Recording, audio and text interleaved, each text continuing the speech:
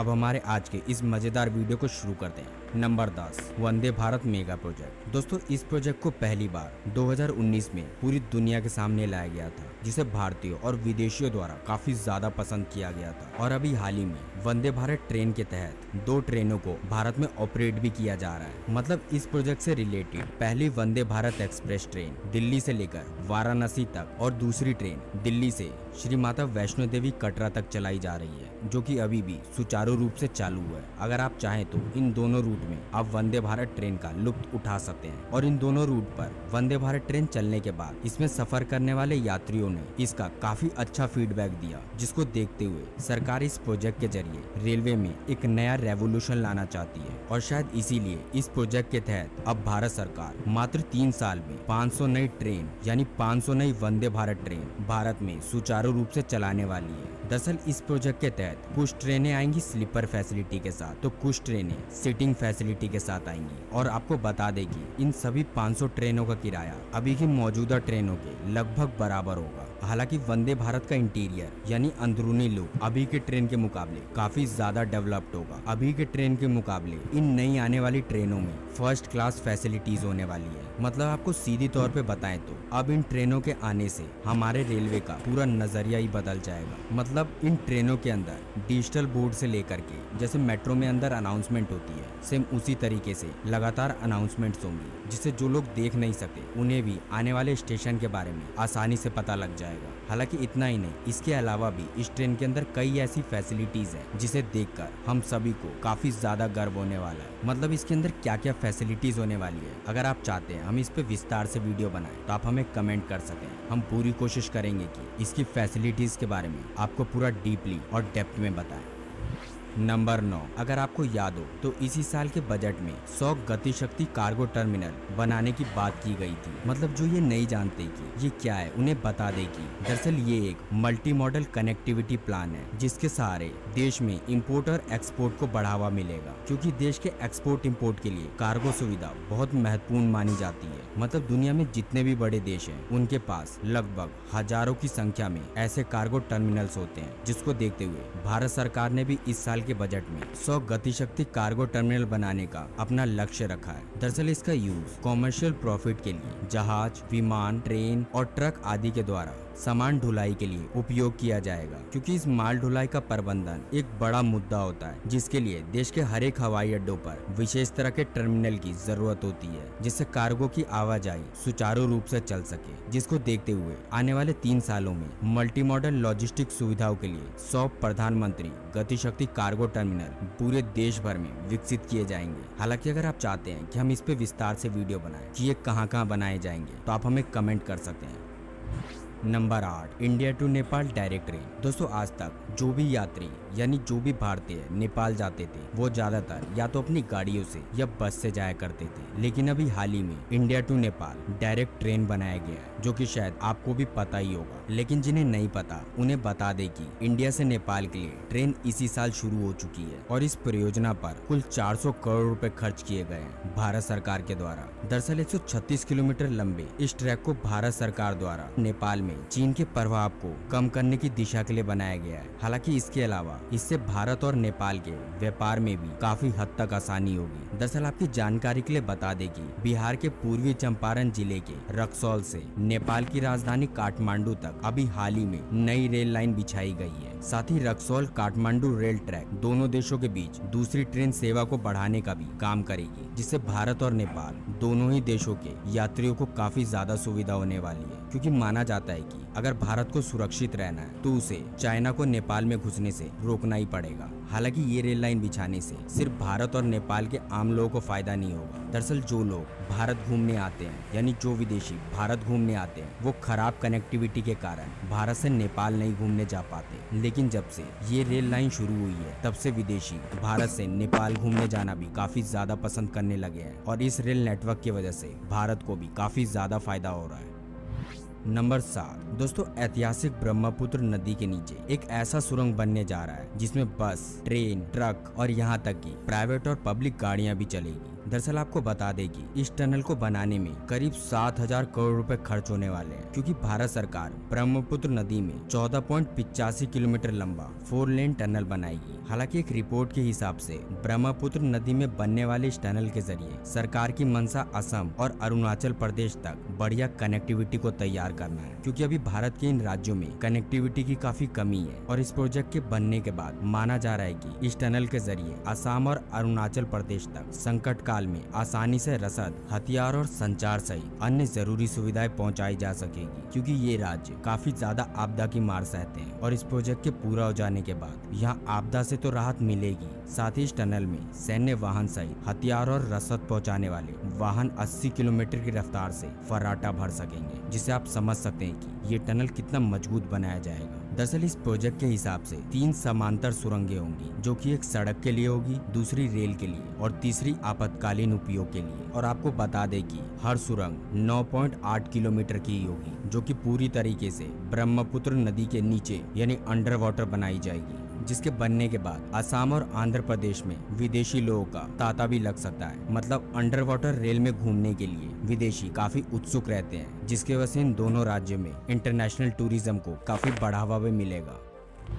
Number 6, bullet train project. दोस्तों bullet train के बारे में तो आपको पता ही होगा, लेकिन शायद आपको ये नहीं पता होगा कि अब तक जिन जिन देशों में बुलेट ट्रेन को लाया गया है वहाँ पर जीडीपी में बहुत ज्यादा ग्रोथ देखने को मिली है, यानी कि उन देशों की इकोनॉमी में बहुत तेजी से ग्रोथ देखी गई है। शायद इसी को देखते हुए भारत में भी अभी फिलहाल 8 बुलेट ट्रेन का काम ऑन ग्राउंड चल रहा है। फिलहाल अभी ये काम मुंबई से लेकर अहमदाबाद के बीच हो रहा है, जिसकी लंबाई करीब 508 किलोमीटर की है। लेकिन आपकी जानकारी के लिए बता दें कि अगर ये प्रोजेक्ट एक बार कंप्लीट हो जाता है तो आप मुंबई से लेकर अहमदाबाद का सफर मात्र 3 घंटे में तय कर लेंगे। हालांकि अभी तक जो हमने बताया इसके बारे में शायद आप पहले से जानते होंगे, लेकिन आपकी जानकारी के लिए बता दें कि आने वाले टाइम में ये प्रोजेक्ट दिल्ली वाराणसी, मुंबई नागपुर, दिल्ली अहमदाबाद, पटना गुवाहाटी, हावड़ा वाराणसी और वाराणसी बिहार जैसे जगहों पर भी आपको बुलेट ट्रेन दौड़ती हुई नजर आएगी। मतलब वाराणसी से जो बिहार की ट्रेन होगी वो वाराणसी से पटना तक आएगी। यानी फिलहाल अभी इस 8 प्रोजेक्ट में देश के बड़े बड़े शहरों को कनेक्ट किया गया है, जिसको पूरा करने का लक्ष्य 2028 तक रखा गया है। मतलब आपको जानकर खुशी होगी कि इस प्रोजेक्ट से सरकार ने एक साथ 2 निशाने लगाए हैं। पहला तो जीडीपी में ग्रोथ और दूसरा इससे एम्प्लॉयमेंट बढ़ेगी डायरेक्ट और इनडायरेक्ट तरीके से। इसके अलावा बुलेट ट्रेन चलने की वजह से जो भारत के सबसे मेन शहर है उनकी कनेक्टिविटी भी बहुत तेज होगी। यानी एग्जाम्पल के तौर पे पटना से गुवाहाटी का रूट मात्र 5.5 घंटे का रखा गया है, वहीं दिल्ली से अहमदाबाद का रूट लगभग 8 घंटे का रखा गया है। और जो ट्रेन वाराणसी, बक्सर और गया होते हुए पूरे बिहार के सबसे बड़े शहरों को कवर करेगी, उसका सफर मात्र 6.5 घंटे का रखा गया है, जिससे आप समझ सकते हैं कि आने वाले समय में रेल कनेक्टिविटी भारत में कितनी तेज होने वाली है। Number 5, Tanakpur Bageshwar rail line. दरअसल आपको बता दें कि भारत में भी अब बहुत जल्द पहाड़ों पर ट्रेन चलाने का सपना पूरा होने के कगार पर है। मतलब कहीं न कहीं पहाड़ में रहने वाले लोग ये सपना आजादी के बाद से ही देख रहे हैं कि कब उन्हें भी भारत जैसे बड़े देश में रेल कनेक्टिविटी देखने को मिलेगी। पर अब ये सपना मौजूदा सरकार की वजह से पूरा होने वाला है। मतलब टनकपुर से बागेश्वर की दूरी 154 किलोमीटर से ज्यादा है और इस रेल मार्ग में 72 टनल बनेंगे, जिसको बनाने में इंजीनियर्स को बहुत ज्यादा दिक्कत आ रही है, क्योंकि इस पूरे रेल मार्ग में लगभग 72 से ज्यादा टनल बनेंगे, जिनमें से सबसे बड़ी टनल 4.75 किलोमीटर की होगी। मतलब पहाड़ को काट के लगभग 5 किलोमीटर का रास्ता बनाया जाएगा। सिर्फ इतना ही नहीं, सभी टनलों की कुल लंबाई लगभग 53.44 किलोमीटर तो होगी ही होगी। हालांकि इन सारे परेशानियों को खत्म कर लेने के बाद इस रेल लाइन के बन जाने से टनकपुर से बागेश्वर तक जब ट्रेन चलेगी तो इस रूट के जरिए अल्मोड़ा, पिथौरागढ़ और बागेश्वर रूट को पूरी तरह जोड़ दिया जाएगा। हालांकि ये प्रोजेक्ट कितना मुश्किल है इसका अंदाजा आप इसी से लगा सकते हैं कि मतलब ये जानकर आपको हैरानी होगी कि इस रेलवे ट्रैक को 1-2 बार नहीं बल्कि 9 बार सर्वे किया गया है कि ये रेलवे ट्रैक बन पाएगा या नहीं। लेकिन आपको जानकर खुशी होगी कि 9वें सर्वे में इसकी रिपोर्ट ओके आई थी और अब उम्मीद की जा रही है कि जल्द ही टनकपुर बागेश्वर रेल लाइन बनकर तैयार भी हो जाएगा, जिसके लिए एक लाइक तो बनता है।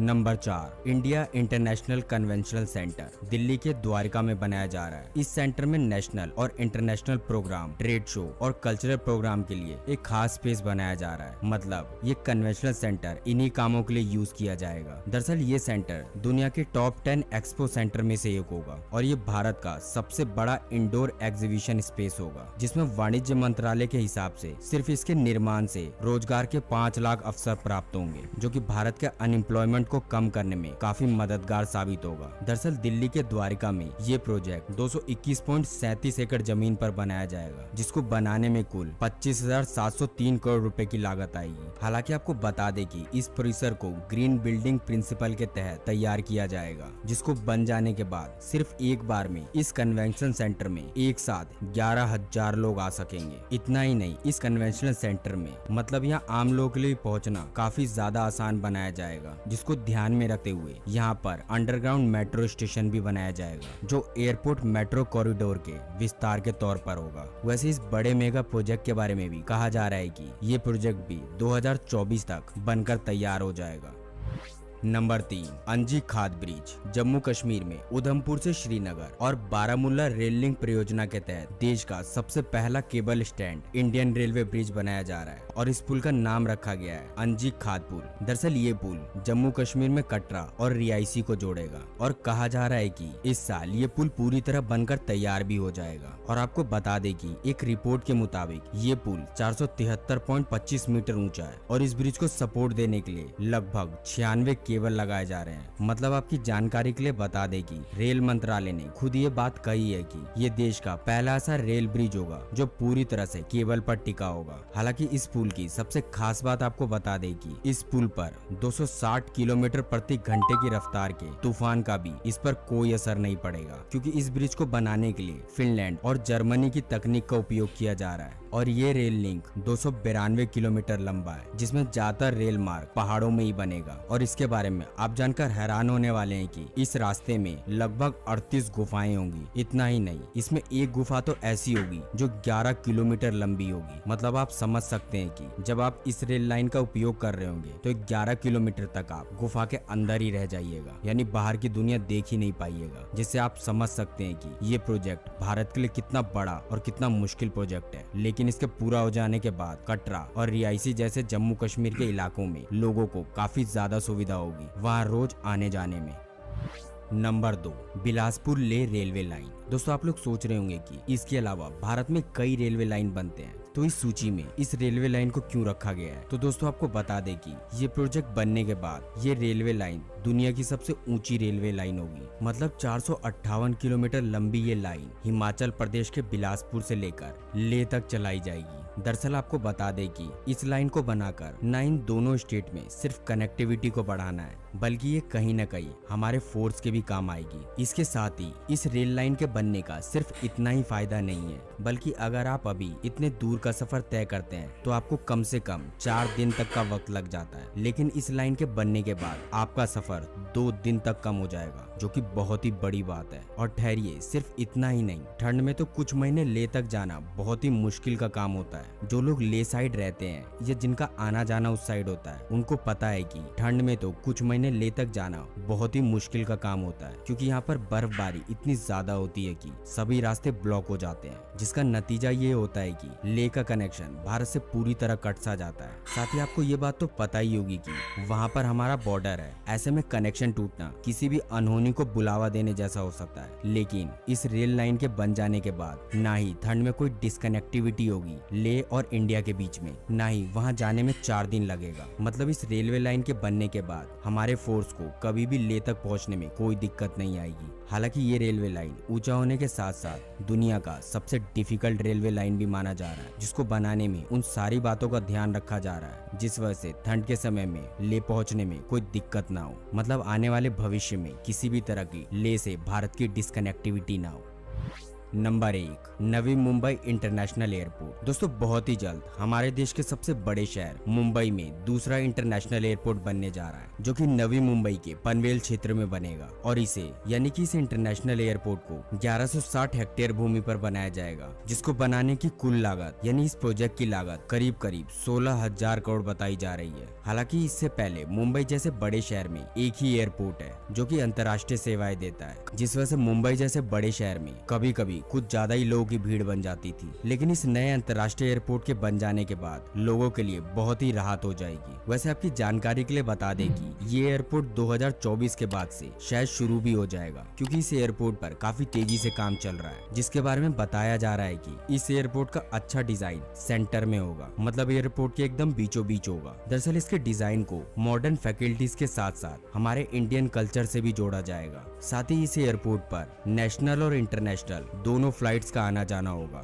जिस वजह से इस प्रोजेक्ट को भारत का one of the biggest mega project माना जा रहा है, क्योंकि इस प्रोजेक्ट के पूरा होते ही भारत से अंतर्राष्ट्रीय कनेक्टिविटी और ज्यादा आसान और ज्यादा फास्ट हो जाएगी। हालांकि दोस्तों आपको इनमें से कौन सा प्रोजेक्ट सबसे ज्यादा अच्छा लगा, आप हमें कमेंट बॉक्स में कमेंट करके जरूर बताइएगा। तो दोस्तों आज के लिए बस इतना ही। यही थे आज के वो कुछ ऐसे प्रोजेक्ट जिससे भारत आने वाले टाइम में पूरी तरह बदल जाएगा। उम्मीद करते हैं आपको हमारी आज की ये वीडियो काफी पसंद आई होगी, जिसके लिए आपने अभी तक एक लाइक तो जरूर कर दिया होगा। और हाँ दोस्तों, ऐसी और इन्फॉर्मेटिव वीडियो को आगे भी देखते रहने के लिए नए व्यूअर्स चैनल को सब्सक्राइब जरूर कर लें। वैसे दोस्तों इस वीडियो को अपने दोस्तों और रिश्तेदारों के साथ